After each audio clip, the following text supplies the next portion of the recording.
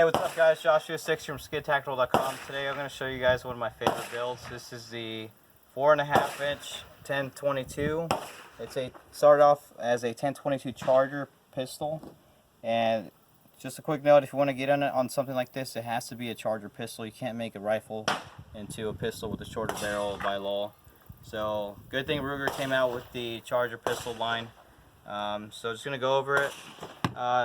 I have some videos on my channel. It's called 1022 Charger Takedown Project, and I scrapped it just because I didn't have enough time to work on it on how I wanted to. It took a lot of modding, and just like working with Skid Tactical, that set me back quite a bit. So I scrapped that build and I went to the 1022 Charger, the non-takedown version, and I went with this is the PMACA chassis. It goes for about 150 bucks. I got OD green because you guys know I love OD green. And this is the, like I said, non-takedown, because I realized once the can is off and I fold it, I mean, I can live with that without it being takedown. But like I said, PMACA, this is a light chassis, and Magpul AFG here, 4.5 inch barrel. Got it cut and threaded from Class 3 machining. Great job over there. Great prices. Simscope Spectre 2, Holosun Solar Red Dot, Magpul grip. With the PMACA chassis, you can put any AR-15 grip you want. Harris side folded SFU side folding unit, which it's aluminum. It's pretty simple. It does the job, you know. And set it there. This was actually, if you look here, this is a customer return. At Skid Tactical, we accept all returns, no restocking fees, and we pay for shipping back to us. So he returned it, and I was like, well, I always wanted one for the PMACA build, so I popped it on here. Shockwave blade with the pistol buffer tube. That's about it. No changes to the recoil spring, even though we have a shorter barrel, less of that blowback pressure. No changes there. So we're going to start off with some science here. We're just with some chronograph data with the 4.5 inch barrel. In my opinion, 4.5 inch barrel for a suppressed 22 is perfect. 6 inches, 5.5s, you start getting near the border of supersonic, getting that crack you really don't want to hear. And yeah, basically with suppressors and barrel length, you want to get to the longest you can comfortably, because the longer the barrel, the lower the muzzle pressure is, and the lower the sound. So 4.5 inches is great in my opinion. Now we'll start off with Cci Blazer 40 grain, and then Federal Auto Match 40 grain. So we're going to get some numbers here.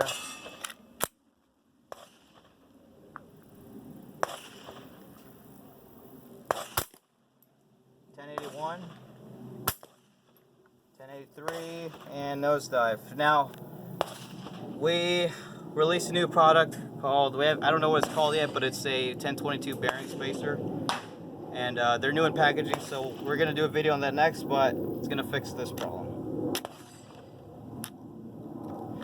Yeah, that's in battery. Still on Blazer. I'm on the third round. Here we go. 1062, 1068, 1062. Very consistent. Now, Federal Auto Match. Here we go. 1096, 1104, 1091, 1088, 1101, and that's it. So, speed of sound right now is about 1140, about 90 degrees, high humidity, so yeah, we're in that sweet spot. I'm going to go ahead and load some more rounds. Now, like I said, we have a new bearing spacer for the 1022. Basically, it goes on the follower, and it removes a lot of friction. And what's happening here is your mags get dirty, the like lube coated rounds. Basically, your rounds are going up very sluggishly, and the 1022 action is cycling very quickly, so it's not giving that round enough time to beat to the top ready to feed the next round. So with that 1022 magazine spacer we made, it's butter. So stay tuned for a video on that. So we're here on the 40 grains, 40 grain auto match here. Now, just some other notes on the 1022 build. I have a Wilcoxon trigger, which essentially just removes over travel, and I have a Archangel extended magazine release. So very fun build, right up there when I take people shooting with the AR-22 4.5 inch, and this is favorite gun people shoot. So we're gonna go ahead and try some rounds out just on some clays here. Here we go. There we go. Yep, malfunction.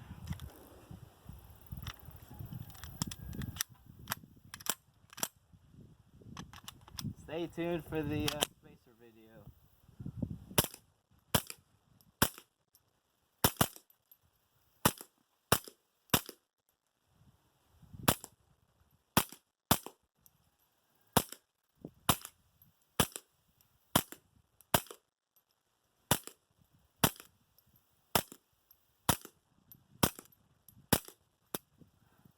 Alright guys, awesome phenomenon going on. I'm glad I could bring you guys with me. If you could look, it's going to be weird for you guys. We're going to point the camera at the sun real quick at the angle. And through my red dot, I can see the bullets flying. The light shining off of the bullets, and I can see the bullets in flight. So they were looking like later. I sped it up a little bit. I was mixing the clays because I was in love with it. That was awesome. So one other thing we're going to try out here. Can's a little bit hot. Old, Austin, Texas here. I'm gonna get a grab for you guys. 1 like equals 1 hand burn. Nope. There we go. There we go. Brother Jonathan got it. Oh no. Yeah, I didn't close it enough. Here, we're gonna take the can off the right way, and then we'll be right back. All right, so we got the can twisted off. Yeah, it was coming off of the body of the where it threads on, so you need to torque it on really tight and take it off. Good old Texas sun, heating it up. Usually it doesn't get that hot, but it's hot as hell today. So I'm gonna try it with, one thing I switch back and forth from is the Guntech Phantom flash hider. Now if I show you guys here, you see my thumb is getting pretty close. I'm not gonna cover it, bolt's locked back. Yeah, that's getting pretty weird doing that. So I go to the flash hider, and I also love flash hiders. This is like a 3-in-1 awesome thing for me. Got a flash hider. Torque it on there. So you get no flash. This is a really effective flash hider. And you might burn your finger, but you definitely won't shoot it off, which is a lot better. So I use a knife. Not a very great way to torque it, but just like that, a little light twist. And my knife fits through the prongs, and I can travel with it. If I don't like traveling my cans, so I can make a little traveling 22. So we're gonna try out. Let's do some Blazer. Yeah, I'm gonna load that first, so we shoot it last. And like I said, with the 4.5 inch barrel, we're getting less. We're getting less back pressure, so we're gonna show you that with no spring changes or no recoil changes, it still works stock. So there's 2 actual ejectors on the 1022. The closer one, which is the primary one, is on the magazine here. But when the magazine is out, you guys know it still ejects. Let me see if no, you can't see. I'll roll in a picture, but it's down there. And we're gonna know that the bolt's coming back farther with the second ejector, so we're gonna shoot it without the magazine. So we're going to start off with auto match, which is 40 grain, but it's pretty light loaded ammo. So if it ejects, we know that the bolt's coming back a good amount, and it's good blowback, a good amount of the blowback energy. See, that one didn't want to come out. Like I said, the light loaded auto match. That one did. Now, you guys know we're going to be shooting with the magazine. We're going to try it with the magazine, the primary ejector, with the 3rd round. Yes. Malfunction. And last one. ejected. I can feel it lightly. I can feel it's not even hitting the back of the receiver there. Now we're on the higher loaded auto 40 grain Blazer. Here you go. I can feel that one a lot better. Now last one, as the secondary ejector, bolt coming back farther, works just fine. So just something to keep note of. And with the suppressor, you don't have to worry about any of that because you're getting that back pressure, it's cycling everything just fine. But if you want to use a 4.5-inch barrel unsuppressed, use high quality ammo, good loaded. Get some velocity and velocity readings and see what works best for you. So there we go. That's it for the 1022 Charger. I call it the zombie killer with the can because it's quiet. It's 22. It's reliable with our spacers coming up in the next video.